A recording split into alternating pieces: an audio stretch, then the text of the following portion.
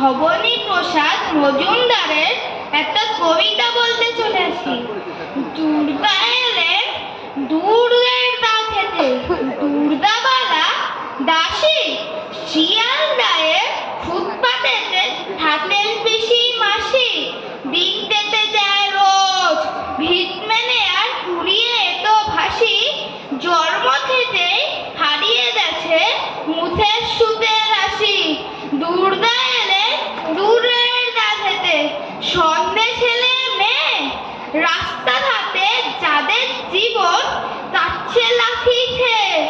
পুজোয় হেতা মিলবে খাবার খুশির খবর পেয়ে, এসেই হতাশ অবাক চোখে থাকেন শুধু চেয়ে। প্যান্ডেলেরই দুর্গা যখন সাজে আলোর মালায়, ফুটপাতেরই দুর্গা তখন ধরে খিদের জ্বালায়।